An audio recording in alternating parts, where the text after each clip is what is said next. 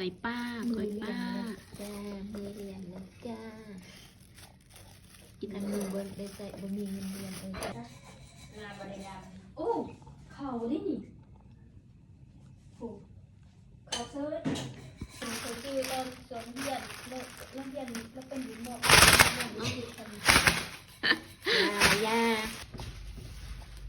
ว่ากัน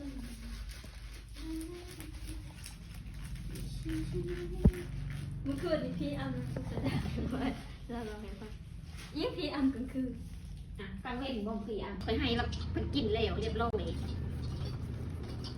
นึ่งข้าวสุกละเอาให้เพิ่นกินโลดต้มเลือดให้อาหารดีเด้อไปซื้อเลือดให้กันกินพักนี่น้องสุดสบายสุดพอมันบ่อยากไปใส่พอมันนำคนเลยอะไรกิน โมว่าแม่เจ้าหันลำไล่แต่มันกระติดคนคิดในใจว่า บอกมาเว้ยแบบนี้ว่าเกาหลีเขาใส่นะจีนยังเด็ดนะ เขาใส่มันสิคือบ่ เอ้าเขาใส่บางแดดเขาใส่หนาว บางเด็กบ่ฮะ มาใส่ตอนทับน้ำยำหนาวใส่บังแดด อีหยังว่าเขาที่เขาบวชต่างเลยบวชมากเขาบวชมากเลย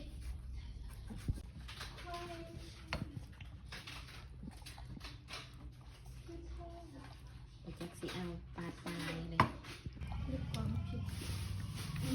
วันลายๆเด้อ ใส่เผ็ดๆป่ะ เห็ดเจล เห็ด นะ เจียวน้ ฮะ ำเห็ดเจียวน้ โอ้ ำนี่คือกระดูกซีนของมันก็เอามาใส่อันนี้เราจะเห็ดกล้อยปลานะ นี่คือคนทำกล้อยปลาน่ากินจังเลยอ่ะทานได้เลยเอาเลย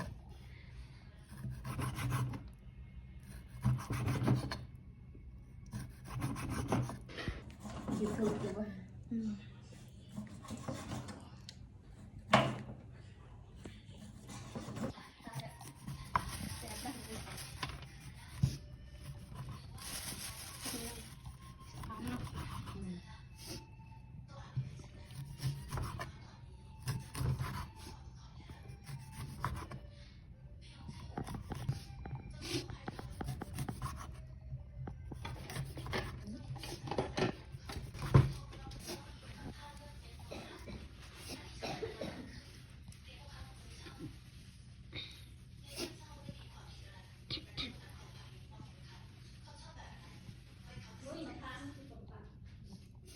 บีบมะนาวใส่มันสุกกินหอมเนาะ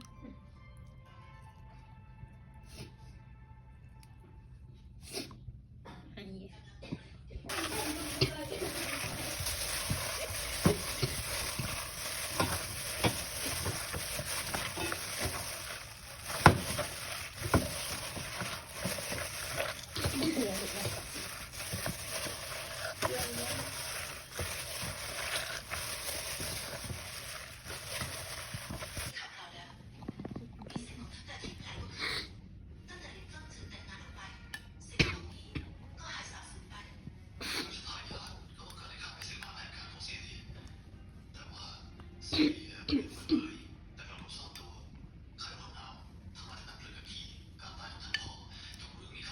มีลมบ่เสียงลมลมหอม เช้านี้เช้ามานอนเลย ลมไม่หอมเลยลมอัดวะ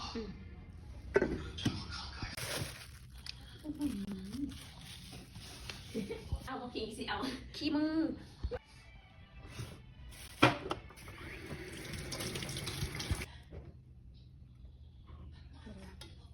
มันเป็นดอกกันคนเคยกินมันก็เป็นอันนี้มันกาวคันใส่กันเลยเอาปลาข้าวคั่วตุ๊กเต็มเอาปลาเกลือมันเกลือมันเกลืออยู่ป่ะตุ๊กข้าวคั่วอยู่ใส่ดีเลย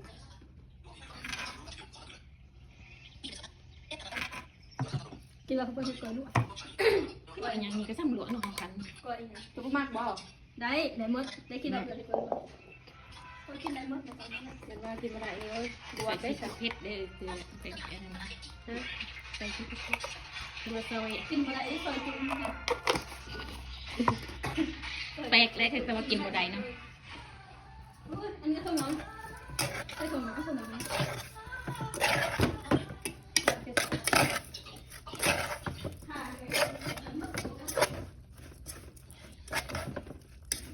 เสียบ่วะสีต่าง เซ็บเซ็บ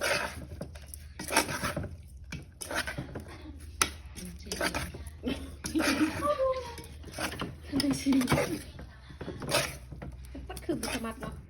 คือบันเนมเนี่ยสูตรเล็กๆดีแล้วได้บ่ พอดี พอดี จะใส่เกลือลาย เข้มจังค่ะ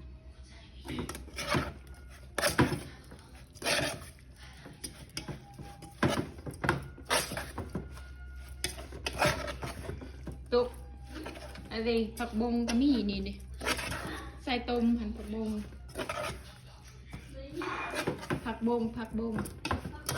อืม บ่ใส่ก็กลับเอาก็ได้คำบ่อยากใส่ชิ้นโลค อ่ะบ่ใส่บ่หั่นผักบัวหั่น ำชิมก่อน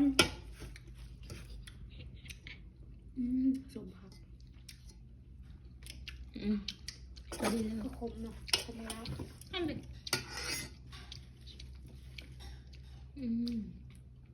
ใจเย็นวันนี้แหละมัก โอ้เยี่ยมเยิ้มเข้ากับกลับเอาเด้อนี่ เข้าไปเลยเอาเข้าไปเลยหั่นเข้าไปเบิดนอนนี่ เอาข้าวเบิร์ดหั่นแล้วพอแล้ว โอ้โหมือกด ก็ใส่หั่นแหละ ไฟไหม้บ่ ตัวนี้ใส่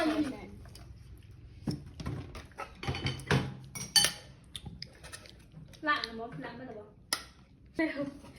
แล้ว อุ้ยเจ้าเอ้ยตกเนาะเลิกเขา โอ้มีไปกินทานดี หน้าอย่างนี้ น้ำพักดี